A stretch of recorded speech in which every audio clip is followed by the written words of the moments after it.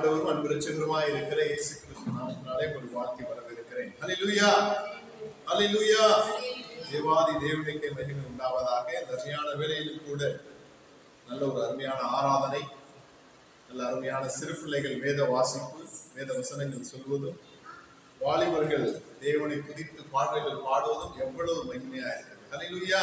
ஒரு நிறைவான ஒரு ஆராதனையாக இருக்கிறது. கர்த்தருடைய நாமத்திற்கு மகிமை உண்டாவதாக. அருமையான நேரத்தில் கூட ஜீவனம் பண்ணி என்பதான தலைப்பிலே இன்று நாம் பார்க்க இருக்கிறோம். என்ன பண்ணி? ஜீவனம் பண்ணி. ஜீவனம்னா என்ன? உயிர். ஜீவனம் பண்ணி, ஜீவனா உயிர். ஜீவனம் பண்ணி அப்படின்னா நான் உயிர் வாழ்ந்து, உயிர் வாழ்ந்து. அப்ப தேவனுடைய அந்த பிராமுக்கியமான திட்டம் பாருங்களேன், மனுஷர்கள் மேல அவன் என்ன பண்ணணும்? பூமியில உயிர் வாழணும். நம்ம நிஜமா உயிர் வாழ்றோமா? நம்மை சுற்றி இருக்கிறவர்கள் உயிர் வாழ்றாங்களா? அவங்க உயிரை குறித்து என்றாவது அவர்கள் நினைத்திருக்கிறார்களா? சற்று சிந்தித்து பாருங்களேன். நம்ம பக்கத்து வீட்டுக்காரங்களும் எடுத்துக்குவோம், எழுத்து வீட்டுக்காரங்களும் எடுத்துக்குவோம், உங்க கூட வேலை செய்யறவங்களை எடுத்துக்குவோம். அவங்க உயிருக்காக அவங்க ஜீவனம் பண்ணுகிறார்களா என்று சற்று யோசித்து பார்த்தோம் கிடையாது. அந்த உயிரை காட்டிலும் பணத்திற்காக ஒரு பிராமுக்கியம் கொடுக்கிறார். என்ன கொடுக்குறாங்க? நான் சொல்ல புரிஞ்சவங்க அல்லையா சொல்லுங்க. நிஜமா உயிருக்காக கொடுக்கிறாங்களா? முக்கியத்துவம். உயிர் கொடுத்தா என்ன பண்ண மாட்டாங்க? தன் ஜீவனை அழிக்கிற எந்த ஒரு காரியத்தையும் அவர்கள் எதையும் செய்ய மாட்டாங்க. தன் ஜீவன் நரகத்துக்கு நேராய் கொண்டு போகிற காரியத்தை என்ன செய்ய மாட்டாங்க? செய்ய மாட்டாங்க. ஆனால் அவங்க ஜீவனை காட்டிலும் அவர்கள் நேசிக்கிறது என்னத்தை? உலக ஆசைகள், உலக ஆசைகளை, உலக பொருட்களை, உலகத்தின் மனுஷர்களால் வருகிற பெருமைகளை, மனுஷனிடத்திலிருந்து வருகிற பேர் புகழை நேசிக்கிறபடினாலே அவங்க என்ன பண்ணலாம்? அவங்க ஜீவனம் வாழவே இல்லைங்க. சிந்தித்து பாருங்களேன். நானும் அவ்வளவுதான் இருந்தேன். ரட்சிக்கப்பட்டும் சில நேரங்கள் அவங்க என்ன பாக்குறாங்களோ, அவங்க என்ன செய்யறாங்களோ, அவங்க என்ன சிந்திக்கிறாங்களோ, அவங்க என்னை பத்தி என்ன நினைப்பாங்க, மற்றவர்கள் என்ன நினைப்பாங்கிறதுக்காக நான் என்ன பண்ணேன்? ஏன் ஜீவனத்தை நான் பண்ணாம அவங்க மைண்டை என் வாழ்க்கையில நிறைவேற்றுறதுக்காக முயற்சி செய்து கொண்டிருக்கிறோம். இது எவ்வளவு பெரிய விஷயம், எவ்வளவு பெரிய ஒரு முட்டாள்தனமான காரியத்தை நாம் அநேக நேரங்களில் இப்பொழுது இருக்கிற சூழல்ல நம்ம மனிதர்கள் வாழ்ந்து கொண்டிருக்கிறார் என்றால் ரொம்ப ஒரு பரிதாபத்துக்குரிய நிலைமை. அட்லீஸ்ட் ஞாயிற்றுக்கிழமை நம்ம நினைக்கிறோமா இல்லையா? இந்த ஜீவனை பத்தி, ஆவியை பத்தி, ஆத்மாவை பத்தி நினைக்கிறோமா இல்லையா? ஹல்லேலூயா. அட்லீஸ்ட் வாரத்துக்கு ஒரு நாளாச்சும் நம்ம என்ன பண்றோம்? தண்ணி ஊத்துறோம். இந்த ஆவி ஆத்மா சரீரங்கிற விஷயத்துக்கு என்ன பண்றோம்? கொஞ்சமாச்சு ஞாயிற்றுக்கிழமையாச்சும் தண்ணீர் ஊற்றுறோம். சில இடங்கள் இருக்கிறது, அந்த ஞாயிற்றுக்கிழமை போறாங்க, அங்க கூட என்னதான் பண்றாங்க? அடுத்தவருடைய உடையை பார்த்து, அடுத்தவருடைய நகையை பார்த்து, அடுத்தவங்க போட்டு இந்த ட்ரெஸ்ஸை பார்த்து என்ன பண்றாங்க? அவங்க ஜீவனை பண்ற இடத்துல எங்க உயிரை எடுத்துக்கொள்ள வேணுமோ, எந்த இடத்துல அவங்களுக்கு தேவையான நியூட்ரிஷன் எடுத்துக்கொள்ள வேணுமோ அந்த இடத்துல நம்ம மைண்ட் என்ன பண்ணி டைவர்ட் பண்ணி என்ன செய்ய ஆரம்பிச்சாங்க? அங்கேயும் ஜீவனத்தை இழந்து போறாங்க. இப்பேற்பட்ட சூழலில் தான் வசனமானவர்களுக்கு தெளிவாக சொல்லுகிறது. பவுல் எழுதின தீத்துக்கு எழுதின நிருபம் 2ஆம் அதிகாரம் 11-12 வசனங்களை படிப்போம்.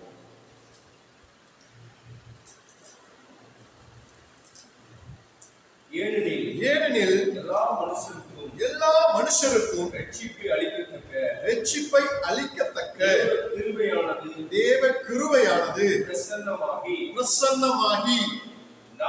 நாம் அவபக்தியையும் லௌகீக இச்சைகளையும் வெறுத்து தெளிந்த புத்தியும் நீதியும் தேவ பக்தியும் உள்ளவர்களாய் உலகத்திலே ஜீவனம் பண்ணி. ஹல்லேலூயா. யாருங்க ஜீவனம் பண்ண முடியும்? அவபக்தியையும் லௌகீக இச்சைகளையும் வெறுக்கிறவங்க என்ன பண்ண முடியும்? ஜீவனம். அப்ப நம்மள என்ன பண்ணிட்டு இருக்கோம்? நம்மள்ட்ட உலகத்துக்கு மேல ஆசை இருக்கு அப்படின்னா, லௌகீக இச்சை இருக்கு அப்படின்னா நம்ம என்ன பண்ணல? ஜீவனம் பண்ணவில்லை.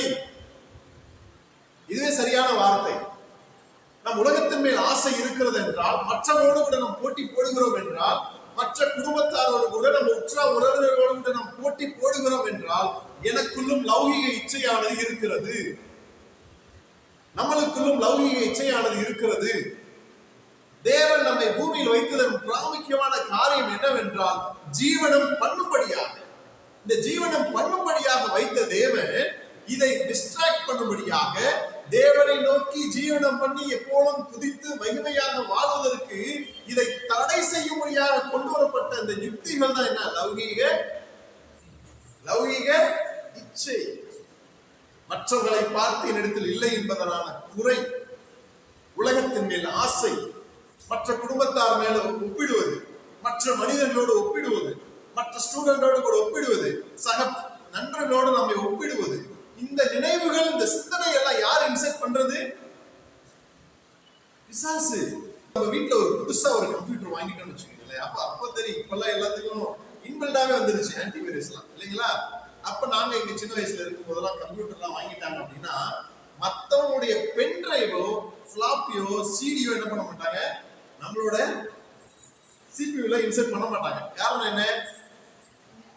காரணம் வைரஸ் வந்துருமா. வைரஸ் வந்தா என்ன ஆகும்? கம்ப்யூட்டர் அவ்வளவுதான், அப்படியே ஹேங் ஆகி நிற்கும். அந்த வேலையை நம்ம செய்யவே முடியாது. அதே போலதான் கம்ப்யூட்டர் சிஸ்டம் நம்மள செட் பண்ணி நீட்டா என்ன பண்ணி ஃப்ரெஷ்ஷா கொண்டு வந்து நிப்பாட்ட. எதுக்காக? நீ ஜீவனம் பண்ணு அப்படின்னு நம்மள உண்டாக்கி வச்சுட்டாரு. ஆனா இப்ப என்ன ஆச்சு?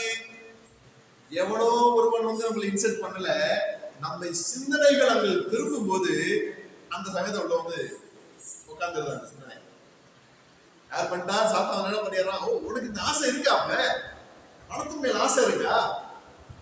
சொத்தின் மேல் ஆசை இருக்கா?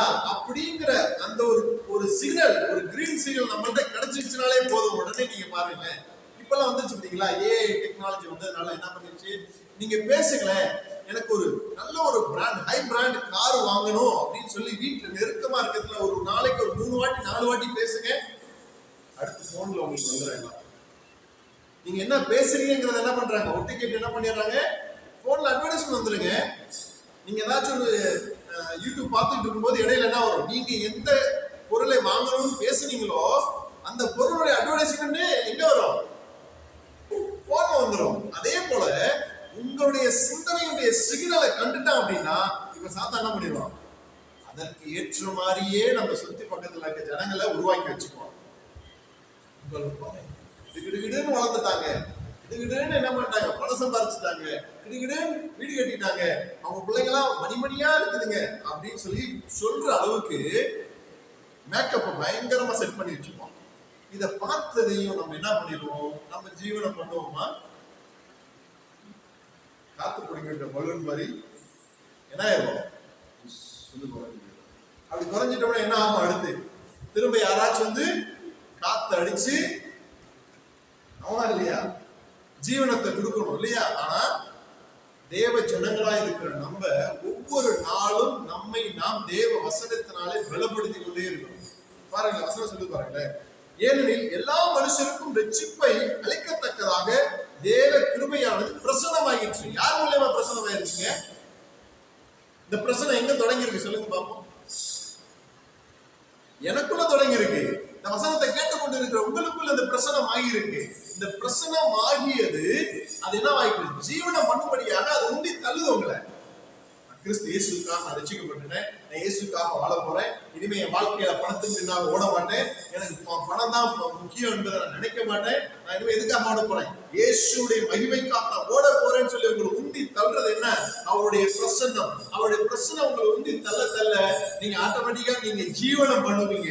அந்த ஜீவனம் பண்ணிக்கிட்டு இருக்க ட்ராக்ல இருந்து உங்களை வழிமாற செய்யறது என்ன அப்படின்னு பாத்தீங்கன்னா, உங்களிடமிருந்து மாமிச சிக்னல் வெளியே காட்டும் பொழுது சாத்தா பண்ணோட அட்வர்டைஸ்மெண்ட் ஃபுல்லா வச்சிருவாங்க, நிரப்பி வச்சிருவாங்க. வீட்டுக்கு முன்னாடி நீங்க வேலை செய்யற இடத்துல உங்க ஃப்ரெண்ட்ஸுங்க மத்தியில நல்லா நிரப்பி வச்சிருவான். புது புது காஸ்ட்லியான போன் வாங்கிட்டு வருவாங்க நம்ம ஃப்ரெண்ட்ஸுங்க, புது புது பென்சில் வாங்கிட்டு வருவாங்க, டிசைன் டிரெக்ஷனா எரேசர் வாங்கிட்டு வந்து முன்னாடி என்ன பண்ணுவாங்க, ஐயோ பாடுறான் அப்பா எவ்வளவு பணக்காரன்டா, டிசைனா என்ன பண்ணிருக்காரு, விதவிதமா எரேசர் வாங்கி கொடுக்கிறாரு, விதவிதமா ஜாமெட்ரி பாக்ஸ் வாங்கி கொடுக்கிறாரு அப்படின்னு சொல்லி உன்னை என்ன பண்ணுவாங்க, கிறிஸ்துவுக்கு நேராய் ஓடக்கூடாதபடி, நீ என்ன பண்ண, தேவனுடைய பிரசன்னத்தை நீ வெளிப்படுத்த கூடாதபடி உன்னை தடை செய்வதற்காக சாத்தான் கொண்டு வருகிற இந்த யுக்திகளை இனம் கண்டு கொண்டு நான் ஜீவனம் பண்ணும்படியாக, ஒருவனும் உன்னை அசைக்க கூடாதபடி கிறிஸ்துவுக்குள் ஜீவனம் பண்ணும்படியாக நம்மை நாம் தகுதிப்படுத்திக் கொள்ள வேண்டும். அல்லேலூயா சொல்லுவோம்.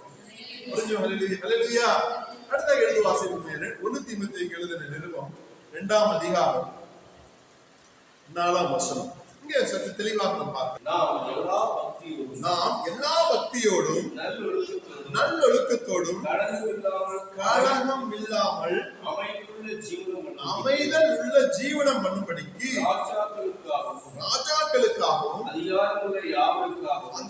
உள்ள யாவருக்காகவும் அப்படியே செய்ய வேண்டும். அல்லேலூயா.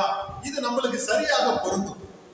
ஏனென்றால் அலுவலகங்களிலே வேலை செய்கிறவர்களாக இருக்கட்டும், அந்நிய ஜனங்களோடு படிக்கிறவர்களாக இருக்கட்டும், மற்ற ஜனங்கள், ரட்சிக்கப்படாத ஜனங்களோடு சம்பாஷிக்கிற நாம் அனைவரும் எப்படியாக நம்முடைய கிரியைகள் வெளிப்படணுமா, அவருடைய பிரச்சனை எனக்குள் இருக்கும் பொழுது பாருங்களேன், நாம் எல்லா பக்தியோடும், பக்திங்கிறது இருக்கா நம்மள்கிட்ட, எல்லா பக்தியோடுமா. பக்தின்னு என்ன தெரியுங்களா? என்னது பக்திங்கிறது? என்னது? எதை எடுத்தாலும் தடாப்புடான்னு போய் செஞ்சிடறது கிடையாது. எதை எடுத்தாலும் தடாப்புடான்னு போய் செஞ்சிருவாங்க தெரியுங்களா? சில பேரு கடைசியில போய் சிக்கி நிற்பாங்க. அப்படி இல்லை. பக்திங்கிறது என்னன்னா, இது தேவனுடைய சித்தமா, என் வாழ்க்கையில இது ஆண்டவர் கொடுக்கிற காரியமா, இது தேவன் அனுமதிக்கிற காரியமா, தடாபடான் செய்யறது கிடையாது. பக்தி என்பது அவனுடைய நடக்கையிலே ஒரு பயபக்தியோடு கூட நடந்து கொள்வது. இது சரியாக உங்களுக்கு சொல்ல வேண்டும் என்றால், நம்ம வீட்டுல வளர்க்கிற குதிரைக்கும் காட்டுல அலைகிற குதிரைக்கும் என்ன வித்தியாசம்? காட்டுல அலைகிற குதிரை எப்படி இருக்கும்? என்ன பண்ணும்? நம்ம சொல்றதை கேட்குமா? கேட்காது. கட்டுப்பாடற்ற ஓடும், திடீர்னு ஓடும், திடீர்னு வரும், இல்லைங்களா? நம்ம வீட்டுல வளர்க்கிற குதிரைக்கு கட்டுப்பாடு இருக்கும். நம்ம சொல்றத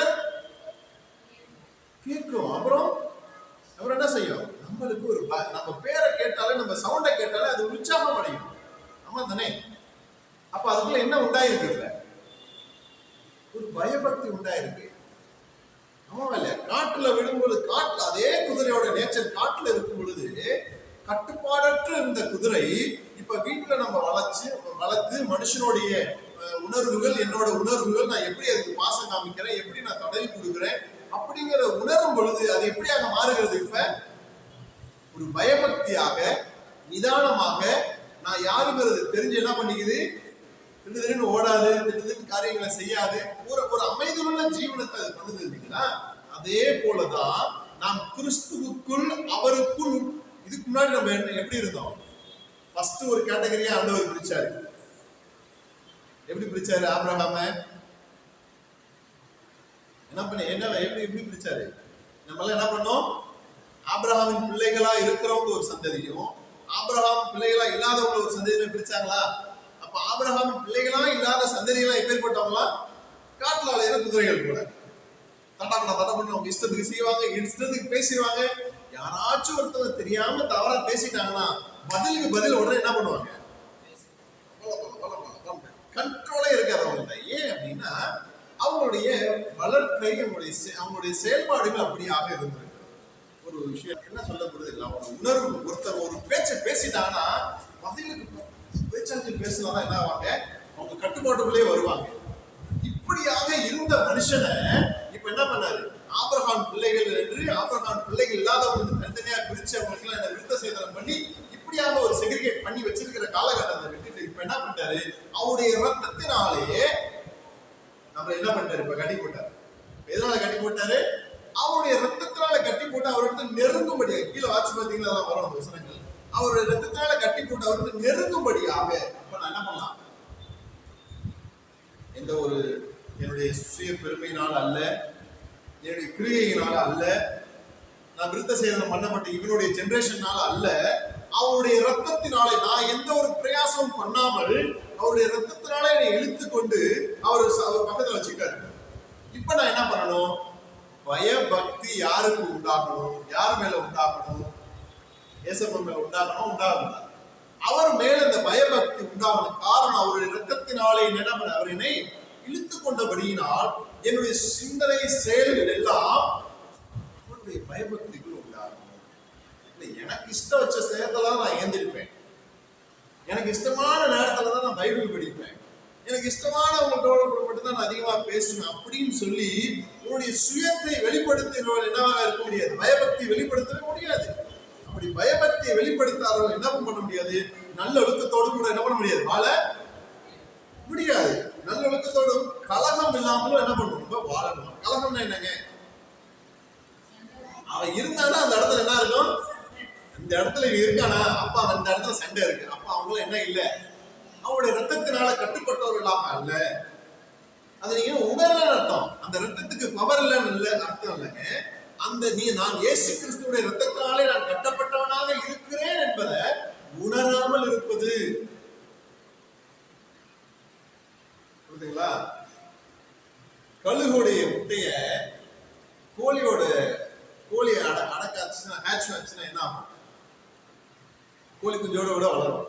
கோழி குஞ்சோட குணங்கள் தானே இருக்கும். ஆமா இல்லையா? அடிக்கடி மேல தலையை தூக்கி பார்க்கும், பறக்கிறதுக்கான உணர்வு. ஆனாலும் ஏன் கூட பிறந்தவங்க இப்படி இருக்காங்க அப்படின்னு சொல்லி என்ன பண்ண, அது பிரகாரமா ஓடுமா ஓடாதா? அது எப்போ உணர்வு தெரியுங்களா? அதுக்காக ரெக்கைகள் நல்லா விரிஞ்சு வளரும் பொழுது அதோடைய உணர்வு, அதோடைய ஃபீலிங் தெரியும் பொழுது அது என்ன பண்ணா, நான் என்னது கோழி குஞ்சு யாரு? கழுகு. மேகத்துக்கு மேலே பறக்கிற கழுகு நான் அப்படின்னு சொல்லி உணர்வது எப்போனா, அதற்குள்ளே அது உணரும் பொழுது.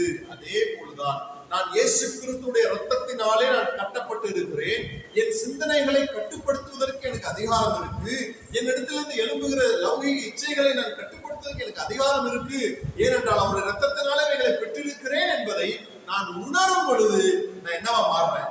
வானத்தை கிழித்து உயிரை பறக்கிற பறவை, அந்த கழுகை போல நான் மாறுகிறேன்.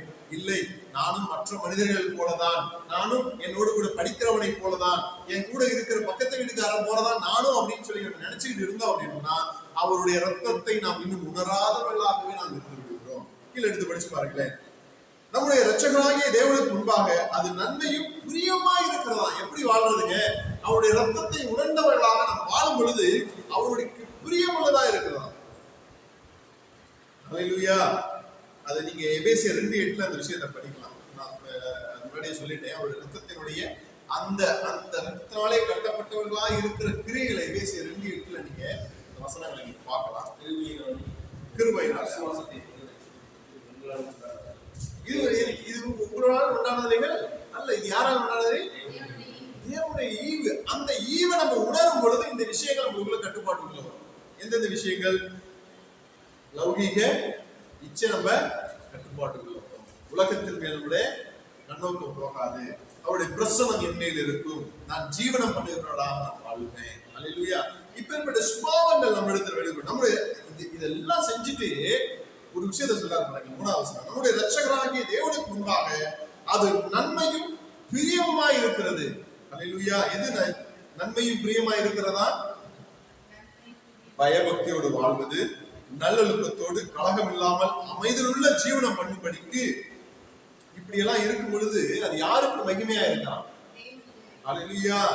அது நன்மையும் பிரியமாய் இருக்குது. நம்முடைய இரட்சகராகிய தேவனுக்கு முன்பாக அது நன்மையும் பிரியமாய் இருக்கிறது. பாருங்களேன், அவருக்கு பிரியமா இருந்துச்சுன்னா சும்மா இருப்பாங்களா? அப்ப நாங்க என்ன செய்யணும்? என்னுடைய செயல் எப்படியாக இருக்கணும் அப்படின்னா, அவருக்கு பிரியம் உண்டாக காரியங்களை என்ன பண்ணணும்? செய்யணும். எது அவருக்கு பிரியமுள்ள காரியம்? பயபக்தியோடு கூட நடந்து கொள்வது, நல்லொழுக்கத்தோடு இருப்பது, கலகம் பண்ணாமல் இருப்பது. இந்த காரியங்கள் அவருக்கு உகந்த காரியமாக. இப்படி நான் நடக்கும் பொழுது நான் அவருக்கு தேவனுக்கு பிரியமாய் நடந்து கொள்கிறேன். எபேசியர் 2:8 நான் படித்து நான் நிறைவு செய்வேன். அதுல நான் சொல்ற மட்டும் படிங்க. 13வது வசனம் படிங்க. முன்னாடி நான் சொல்லிட்டேன். கிறிஸ்துவே அதான் முன்னே தூரமாய் இருந்த நீங்கள் இப்பொழுது கிறிஸ்து இயேசுவுக்குள் கிறிஸ்துவின் ரத்தத்தினாலே என்ன பண்ணீங்க? சமீபமானீர்கள். எங்க யாருக்கிட்டப்பா சமீபமாயிருக்கீங்க? நம்ம இயேசு கிட்ட நாம சமீபமாயிருக்கோம். அல்லேலூயா. எப்படி இதை உணராமலே நான் இருந்தேன் அப்படின்னா, நான் இயேசு கிட்ட சமீபமாயிட்டேங்கிற உணராமலே இருந்தேன் அப்படின்னா என்கிட்ட பவர் இருக்கு. ஆனாலும் என்ன பண்ணல? யூஸ் பண்ணாம இருக்கு இல்லையா? அல்லேலூயா. நம்மள்ட்ட ரன்னிங் ஷூ இருக்கு, ரன்னிங் ஸ்போர்ட்ஸ் இருக்கு, ரன்னிங் செஸ் எல்லாமே இருக்கு. ஆனாலும் நான் அதை போட்டுக்கிட்டு கிரவுண்ட்ல போய் ஓடாம உட்கார்ந்துகிட்டே இருந்து நான் ஜெயிச்சிருவேன் வீட்டுல உட்கார்ந்தா ஜெயிச்சிருவோம். நம்ம ரன்னிங் ரேஸ்ல 100 மீட்டர் ரன்னிங் ரேஸ் வச்சா ஜெயிச்சிருவோம். நம்ம என்ன பண்ணணும்? நம்ம அந்த ரத்தத்தை நம்ம பயன்படுத்தணும். நல்லொழுக்கத்திலேயும் கலகம் இல்லாமல் செய்கைகளையும் நம்ம என்ன பண்ணோம்? அந்த அன்பு கூறுகிறது, இது கிரியைகள் அந்த ரத்தத்தை நம்ம பயன்படுத்த நான் என்ன பண்ணுவேன்? வைக்கிற ரன்னிங் ரேஸ்ல கம்பல்சரி நான் ஜெயிச்சுதான் நான் என்ன பண்ணுவோம்? இந்த வசனத்தை நான் எடுத்துக்கணும், நல்லொழுக்கத்துல வளரணும், தேவ பக்தியில் இருக்கணும், கலகம் பண்ணாமல் நான் இருக்கும் பொழுது அவருடைய பிரசனம் எனக்குள் இருக்கும். அந்த பிரசன்னமும் இந்த நல் கிரியைகளும் என்ன செய்யணும், அல்லேலூயா, ஜீவனம் பண்ண வழிவிடும். அல்லேலூயா. இப்படியாக நான் நடக்கும் பொழுது தேவன் என்மேல் பிரியமாய் இருப்பார். தேவன் என்மேல் பிரியமாய் இருக்கும் பொழுது நானும் என்ன பெற்றுக்கொள்வேன், தேவனிடத்தில் ஆசீர்வாதங்களையும் ஐஸ்வர்யங்களையும் நாமும் பெற்றுக்கொள்வோம். அல்லேலூயா. அதனோடு கூட என்ன இருக்காது, வியாதி இருக்காது. அதை அனுபவிப்போம். நம்மள்ட்ட சேர்ற பணம் எல்லாமே என்ன பண்ணுவோம், நம்ம அனுபவிப்போம். ஐயோ பணம் சேர்ந்ததாக சாப்பிட முடியாம அப்படிங்கிற நோவெல்லாம் இருக்காது. ஏன்னா உங்க மனசுல கவலையே இல்லாம இருப்பீங்க. நாளைய தினத்திலிருந்து கவலையே இருக்காது உங்களுக்கு. காரணம் என்ன, தேவனுடைய பிரசனத்தினால் நான் இப்பொழுது ஜீவனம் பண்ணுகிறேன். இந்த காரியம் இயேசு கிறிஸ்து ரத்தத்தினாலே இந்த நல்லொழுக்கங்களையும் பயபக்தியையும் இந்த காரியங்களை எனக்குள்ள நான் கலகம் பண்ணாமல் நான் ஜீவனம் பண்ணும் பொழுது எனக்குள்ள எனக்கு தேவையானதை அவை என்னோடு கூட சேரும் பொழுது அதனோடு கூட என்ன இருக்காது, வேதனை உண்டாகாது. அப்படி என்றால் எனக்குள் பாவமானது, எனக்குள்ள வியாதியானது என்னை அணுக முடியாது. காரணம் என்ன, எனக்குள்ள இயேசு கிறிஸ்துடைய ரத்தம் என்கிற அந்த விலை உயர்ந்த ஆயுதத்தை நான் கொண்டு அநேக காரியங்களை நான் ஜெயித்து கொண்டு வரும் பொழுது எனக்குள்ள சாத்தான் எப்பேற்பட்ட வைரஸை கொண்டு வந்து எந்த மண்டல இன்சென்ட் பண்ணாலும் அது என்ன செய்யாது எனக்கு. அதான் பவுல் சொல்றாரு, இந்த பூமியில அனைத்தையும் நடமை எனக்கு அனுபவிக்க எனக்கு அதிகாரம் இருக்கா இல்லையா, அவனுக்கு உனக்கு அதிகாரம் இருக்காது. என்ன வேணா செய்யலாம், என்ன வேணா செய்யலாம், எல்லா கெட்ட பழக்கமும் செய்யலாம். ஆனா என்ன பண்ணாரு, அதெல்லாம் எனக்கு தகுதியாகிறாரு. அப்பதான் உனக்குன்னு ஒரு கிரேட் இருக்கு. இல்ல நான் இப்படிதான் ஹேர் ஸ்டைல் பண்ணி நான் சுத்தியிலும் மண்டையை கரண்டிட்டு மேல மட்டும் முடி வச்சுக்குவேன் அப்படி வச்சுக்கிறது உனக்கு அதிகாரம் இருக்கா இல்லையா, உனக்கு இருக்கு. ஆனா என்ன பண்ணாது, அது உனக்கு அது என்ன இல்ல, அது உனக்கு தகுதி. அப்படின்னா என்னது, உனக்குன்னு ஒரு கேட்டகரி இருக்கு. நீ இயேசு கிறிஸ்து ரத்தத்தினால கழுவப்பட்ட மகன். அப்போ கேட்டகரி எப்படி, உன் தகுதி எது, மேலானவைகளா இருக்கணும். அந்த இன்டிசிப்ளினா ஹேர் கட்டிங் பண்ணிக்கிட்டோம், இன்டிசிப்ளினா ட்ரெஸ் பண்ணிக்கிட்டு இருக்கிறவங்க யாரு, அது அந்த ரத்தத்துல காரியத்துல சொந்தரிக்கப்படாதவங்க அந்த காரியங்களை செய்வாங்க. ஆனா நம்ம என்ன பண்ணணும், மேலானவர்களா இருக்கும். அல்லேலூயா. நம்மளை பார்க்கும்போது யாரை பார்க்கணும், ஜோவியை பார்க்கணும், பால்மணியை பார்க்கணும், யாரை பார்க்கணும், இயேசுவை பார்க்கணும். குட்டி இயேசுவா தெரியணும் பால்மணி ஸ்கூல்ல. ஆனா நம்ம பிள்ளைங்க தான் ஃபர்ஸ்ட் இருக்கு சேட்டையில. பேரை போய் பாத்தீங்கன்னா யாரும் இருக்கும், நம்ம பிள்ளைங்க பேர் தான் கலகம் பண்ற பிள்ளைங்கள ஃபர்ஸ்ட் கேட்டகரியில இருக்கு. ஏன்னா நம்ம பிள்ளைங்கள சாத்தா அதிகமா தொடுவான். இல்ல புரியுதுங்களா, நம்ம கலகம் பண்ணக்கூடாதான், சண்டை போடவே கூடாதான், அமைதியா போயிடணும். ஏன் நம்ம இயேசு கிறிஸ்து ரத்தத்தை நம்ம அந்த ரத்தத்தை நம்ம சுதந்திரித்து கொண்டு வரலாம் பாருங்க. அவர் ரத்தத்தை நம்ம சமீபமானவர்களா இருக்கு. அல்லேலூயா. தர்மையான நேரத்தில் கூட ஒருவேளை நம்ம சிந்தனையில ஜீவனம் பண்ணாமல் உலகத்தோடு கூட போட்டி போடுகிறவர்களாக நாம் இருந்தோம்னால் இது சரியான நேரம். ஆண்டவர் அவருடைய பிரசனத்தை கொடுத்து அவருடைய ரத்தத்தினுடைய அதிகாரத்தை கையில் கொடுத்து தேவன் சொல்லுகிறது என்னவென்றால், ஜீவனம் பண்ணு. உன்னை பூமியில் வைத்ததன் நோக்கம் நீ ஜீவனம் பண்ணும்படியாக வைத்திருக்கிறார். அப்படி ஜீவனம் பண்ண விடாதபடி சாத்தான் போடுகிற மலைகளிலும் பின்னல்களிலும் நாம் சிக்கொண்டிருந்தோம். இதுவே சரியான நேரம். நம்மை ஜீவனம் பண்ணும்படியாக தேவன் அழைத்திருக்கிறார். விருத்த சேதம் படாதவர்கள் ரொம்ப கஷ்டப்பட்டு என்னதான் பண்ணாலும் கடவுள் தேவ ஜனங்கள் அழைக்கப்படவே முடியாது. அவங்க ஒரு பொருட்டாவே எண்ணல. ஆனா அப்படி இருந்த சூழல்ல அவருடைய ரத்தத்தை நம்ம மேல், அந்த ரத்தத்தின் அதிகாரத்தை நம்ம எடுத்துக்கொள்ளும் பொழுது நம்ம இப்ப என்ன பண்ணிட்டோம், அவர் எடுத்து கிட்ட நெருங்கி சேரும்படியாக அப்பேற்பட்ட ஸ்லாக்கியத்தை நமக்கு கொடுத்து அதை நம்ம பயன்படுத்தும்படியாக நவ்யான நம்ம அர்ப்பணிப்போம். ஆண்டவரே, தர்மமான வேலையிலும் இந்த வசனத்திற்காக ஸ்தோத்திரம்.